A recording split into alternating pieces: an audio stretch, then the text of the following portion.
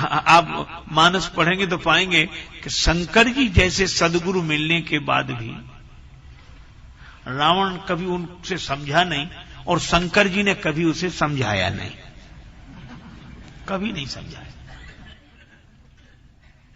अच्छा, शंकर जी सबको समझाते हैं और अपनी जो परंपरा है उसमें ग्रंथों में कोई भी ग्रंथ को शंकर जी समझा रहे हैं, पर सबको समझाते हैं, सब जगह शंकर जी समझाते हैं, देवताओं तक को समझाते हैं, लेकिन उन्होंने रावण को कभी नहीं समझाया। और यह बात हम नहीं, तुलसीदास जी महाराज लिखते हैं, करत राम विरोध बारक न हटक्यो ईश। रावण को सबने समझाया, केवल शंकर जी ने नहीं समझाया।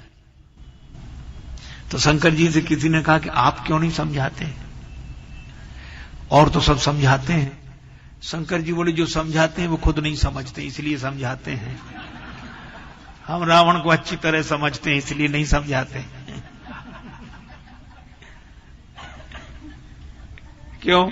बोले ना समझी भी दो तरह की होती है, दोष की तरह हो तो दूर हो जाएगी, पर स्वभाव हो तो मिटे ना मलिन स्वभाव अभंग हो। अच्छा, फिर भी समझाते क्यों नहीं? शंकर जी बोले, लाभ नहीं होगा, श्रद्धावान लभते ज्ञानम। ज्ञान की प्राप्ति तो श्रद्धावान को होती है। और यह शंकर जी बोले, ये मुझे जब जब देखता है तब तब हंसता है। तो कहा कि आपको देखकर क्यों हंसता है? कहा कि जैसे ही मैं सामने जाता हूं तो यह हमारी ओर देखकर हंसता है, फिर कहता है, गुरु जी इधर देखो। तो हम पूछते क्या देखें? तो ये कहता है कि आपके तो 5 ही सिर हैं, इधर तो 10 हैं, तो हम तो आपसे दुगने पहले ही हैं। तो जो व्यक्ति गुरुजी से अपनी समझ दुगनी समझे, उसको गुरु लोग समझाएं भी तो कैसे समझाएं? उसको यह भ्रम है कि गुरुजी से दुगने तो हम ही हैं। और यही कारण है कि एक दिन रावण गया तो कैलाश पर्वत हिलाने लगा। अब कैलाश पर्वत हिला तो शंकर जी भी हिले। कौतुक ही कैलाश पुण्य लीनी से जाए उठाए, हिलाया तो कैलाश पर्वत हिला, शंकर जी हिले तो पार्वती जी और सब हिलने लगे कैलाश पर जितने। तो पार्वती माता ने पूछा कि हे देवाधिदेव महादेव, क्या हो रहा है ये? शंकर जी मुस्कुरा कर बोले, चेला आया है, चेला आया है, चेला। अरे तो चेला आया है तो ये हलचल क्यों मचाए हुए? शंकर जी बोले, रावण जैसा चेला आएगा तो हलचल ही मचेगी, क्योंकि जो गुरुओं के यहां जाकर भी हलचल मचाते हैं, क्योंकि गुरु जी से अधिक खोपड़ी वाला अपने को समझते हैं, उनके 5 हमारे 10, ये खोपड़ी वाले हलचल ही मचाते हैं। और यही कारण है कि श्री सीता जी का जन्म घट से हुआ है। और घट शब्द में श्लेष है, घट घड़े को भी कहते हैं और घट हृदय को भी कहते हैं। और श्री सीता जी शांति हैं, भक्ति हैं। भक्ति का जन्म होगा तो हृदय से होगा। और एक अद्भुत संकेत है, रावण ने सीता जी का हरण किया है। भक्ति का जन्म हृदय से होता है, खोपड़ी वाले तो हरण करते हैं। और एक सज्जन बड़ी अच्छी बात कहते, इसका नाम ही खोपड़ी है, खो दिया है इसीलिए तो पड़ी है।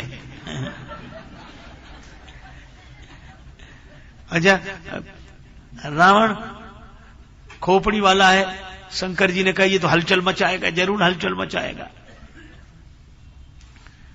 और उस रावण से जब किसी ने पूछा क्या कर रहे हो, तो बोले प्रणाम कर रहे हैं। कहा ये कैसा प्रणाम? तो बोले गुरु जी को सिरोधार्य कर रहे हैं। कैसे? कहा कैलाश पर्वत उखाड़ कर सिर पे रख लेंगे, पर्वत सिर पे, इसके ऊपर गुरु जी।